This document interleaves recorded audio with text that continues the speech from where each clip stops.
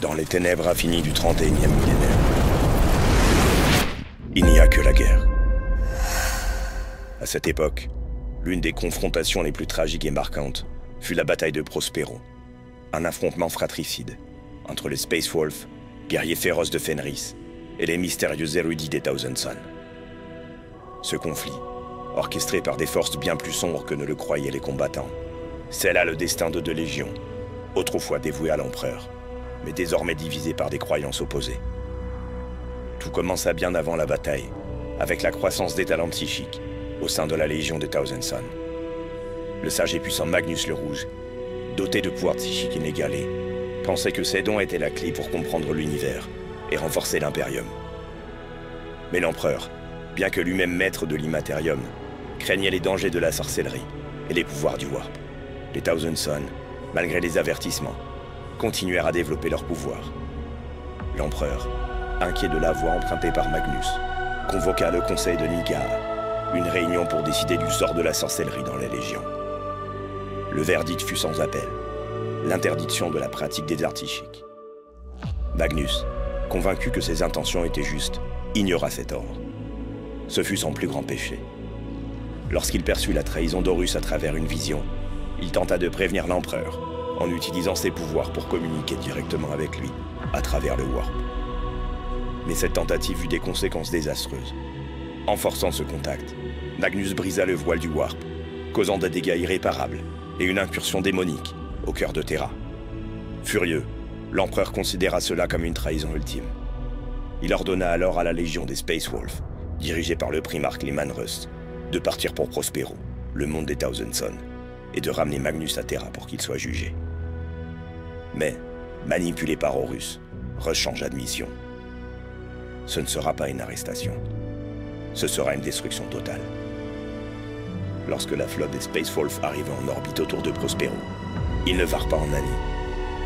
Les vaisseaux de guerre de Fenris commencèrent à déverser des pluies de feu sur les cités prospériennes, transformant rapidement ce monde de savoir en un champ de ruines. Les majestueuses tours et bibliothèques de Tisca, capitale des Thousand Sons, furent réduites en cendres sous les assauts. Mais les Thousand Sons, loin d'être des victimes impuissantes, résistèrent avec une ténacité farouche. Magnus, réalisant qu'il ne pouvait éviter cette confrontation, ordonna à ses fils de se défendre.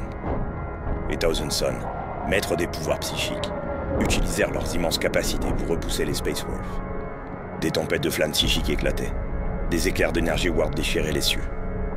La Légion de Magnus invoquait des pouvoirs terrifiants, façonnant la réalité elle-même pour combattre leurs ennemis. Cependant, les Space Wolves n'étaient pas des guerriers ordinaires.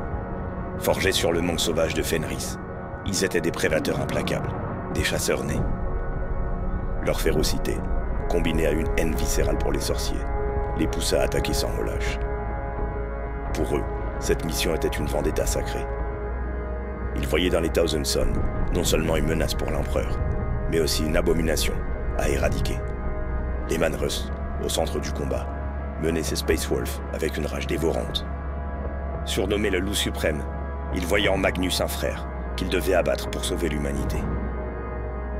Chaque coup de ses armes légendaires, Frostblade et Mjolnir, retentissait comme un jugement inéluctable, approchant inexorablement du duel final contre Magnus. Dans les ruines fumantes de Tisca, le destin des deux légions se joua lorsque Leman Russ et Magnus le Rouge se retrouvèrent face à face. Ce fut un affrontement de titans, un duel entre la force brute et la maîtrise psychique. Magnus, puissant et érudit, tenta d'abord de raisonner Russ, cherchant encore un moyen d'éviter cette tragédie. Mais Leman Russ n'était pas là pour parler. Pour lui, Magnus avait trahi l'empereur, et sa sentence était déjà décidée. Magnus, bien que plus puissant psychiquement que Russ, était accablé par la culpabilité et l'amertume. Cela affaiblit sa résolution. Russ déchaîna toute la force de Fenris contre lui, esquivant les attaques psychiques avec une férocité indomptable. Le combat culmina dans un moment dévastateur. Leman Russ, dans un geste de pur instinct, brisa l'épine dorsale de Magnus, le laissant mortellement blessé. À cet instant, Magnus comprit l'erreur qu'il avait commise, pas seulement en défiant l'empereur, mais en pensant pouvoir manipuler les pouvoirs du Warp sans en payer le prix. Alors qu'il s'effondrait, il prit la décision ultime. Il appela Tzeentch, le dieu du changement, pour sauver ce qu'il restait de ses fils. Prospero était condamné, mais Magnus ne laisserait pas sa légion être anéantie. Dans un dernier souffle de désespoir, Magnus et ses Thousand Sons furent arrachés à Prospero par les énergies du Warp. En un instant, ils disparurent, téléportés vers un nouveau domaine dans l'Immaterium, le monde démon de Sortiarius, un royaume dédié à Tzeentch. Les Space Wolves, furieux de voir leur proie s'échapper, ne purent que contempler les ruines fumantes de Prospero. Ils avaient remporté la bataille, mais la guerre contre la corruption du Warp ne faisait que commencer. La bataille de Prospero marqua la fin tragique des Thousand Sons en tant que légion de l'Imperium. Magnus, autrefois loyal à l'empereur, était désormais lié à Tzeentch, et ses fils furent transformés en marionnettes de la volonté du dieu du changement. Les Space Wolves, quant à eux, avaient accompli leur mission, mais à un prix terrible. La fraternité entre les légions avait été irrémédiablement brisée, et la galaxie plongeait un peu plus dans le chaos. Prospero était désormais un monde mort, une épave flottante dans le néant. Mais son souvenir, celui de la Légion détruite par son propre savoir, resterait gravé dans les annales de l'humanité, comme l'un des moments les plus sombres de l'ère d'Horus.